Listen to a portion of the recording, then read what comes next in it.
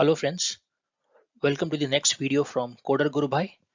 और आज के इस वीडियो में हम एक और सिली मिस्टेक देखेंगे जो हमें अवॉइड करनी चाहिए। तो देखते हैं ये सी प्रोग्राम। क्वेश्चन क्या है? Compare the values of X and Y and print if they are same और डिफरेंट। मतलब हमें दो वैल्यूज दी गई हैं एक्स और Y,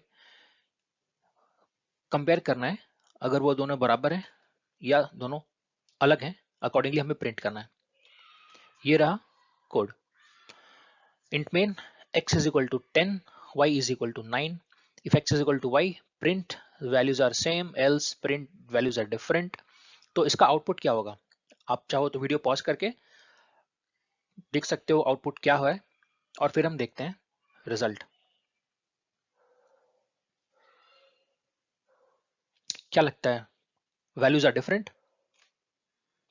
value of X and Y are same. ये कैसे हो गया? तो अभी देखते हैं हम। x is equal to 10, y is equal to 9। फिर जो अगला स्टेटमेंट है comparison, if x is equal to Y, यहाँ पे है वो लॉजिकल एरर और वो सिली मिस्टेक। बहुत टाइम क्या होता है फॉर बिगनर्स या फिर इवन जो एक्सपीरियंस प्रोग्रामर्स हैं उनके द्वारा भी ये टाइपिंग मिस्टेक कभी हो जाती है। यहाँ पे हमें यूज करना है comparison operator which is double equal to, बल्कि उसके बदले हमने यूज कर दिया इक्वल टू ऑपरेटर जो कि असाइनमेंट है। तो ये क्या करता है, y की वैल्यू को x में असाइन कर देता, ना कि कंपेयर करता है। तो x यहाँ हमारा 9 हो गया, इसलिए ये कंडीशन ट्रू हो रही है और ये प्रिंट हो रहा है, ना कि ये। तो ये एक बहुत ही कॉमन मिस्टेक है जो unknowingly beginners as well as experience programmers कर देते हैं। तो इसके बदले क्या होना चाहिए था, ये जैसा कि हमने ऑलरेडी डिस्कस किया। If x is equal to Y, तो हमारा ये कंडीशन फॉल्स होता और ये स्टेटमेंट प्रिंट होती। आ गया समझ में? अगला क्वेश्चन देखते हैं। x is equal to 0.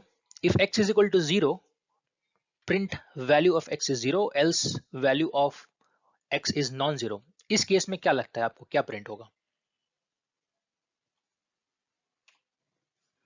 Value of x is non-zero। अब ये क्यों प्रिंट हुआ? इसके ठीक पहले हमने देखा था, क्योंकि यहाँ पे असाइनमेंट ऑपरेटर था और वो कंपैरिजन नहीं कर रही थी, तो ये स्टेटमेंट प्रिंट हो गया था। बट यहाँ ऐसा क्यों नहीं हुआ? यहाँ भी हमने गलती से असाइनमेंट ऑपरेटर यूज कर दिया कंपैरिजन के बदले। होता क्या है, जो ये इफ कंडीशन है, ये इस जो अंदर में जो भी स्टेटमेंट है इसके फाइनल रिजल्ट को चेक करता है।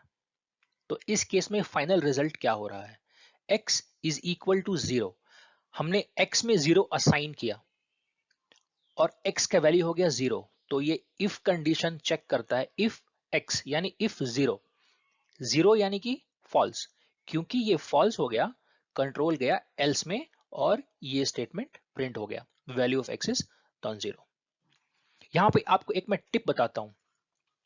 जब भी हमें ऐसा कुछ कंपैरिजन यूज करना हो, किसी एक कांस्टेंट के साथ एक वेरिएबल को कंपेयर करना हो, for example x is equal to 10, तो इसको इस तरह से लिखने के बदले हम ऐसे लिख सकते हैं, if 10 is equal to x। अब आप कहोगे कि इन दोनों में डिफरेंस क्या है, क्या फायदा इस तरह ना लिख करके हमें ये लिखने में? तो इसमें फायदा ये है कि अगर आप कॉन्स्टेंट्स को लेफ्ट साइड में रखते हो और वेरिएबल्स को राइट साइड में रखते हो ड्यूरिंग अ कंपैरिजन ऑपरेशन, तो बाय मिस्टेक अगर आपका एक सिंगल इक्वल टू मिस हो गया और इंस्टेड ऑफ कंपैरिजन ऑपरेटर अगर ये असाइनमेंट ऑपरेटर हो गया, तो कंपाइलर उसको पकड़ लेगा और कंपाइलर एरर आएगा। You will get an compiling error, L value required. तो इस तरह की सिली मिस्टेक्स आप ड्यूरिंग कंपाइलेशन ही कैप्चर कर पाओगे। तो ये था आज का हमारा टिप। अगर कंपैरिजन हमें दो वेरिएबल्स के बीच में करनी है, तो हमें ध्यान रखना पड़ेगा कि असाइनमेंट के बदले हम कंपैरिजन ऑपरेटर यूज करें। बट अगर कांस्टेंट्स के साथ है तो आप ये टिप यूज कर सकते हो, keep the constant always on the left side when doing an comparison. तो जो सिली मिस्टेक्स है वो आप कंपाइलेशन के टाइम पे उसको पकड़ सकते हो। आज का हमारा वीडियो यहीं समाप्त होता है। अगर वीडियो अच्छा लगा हो तो लाइक करें, शेयर करें, चैनल को सब्सक्राइब करें। हम और भी ऐसी सिली मिस्टेक्स वाली प्रोग्राम्स लाते रहेंगे। Thank you.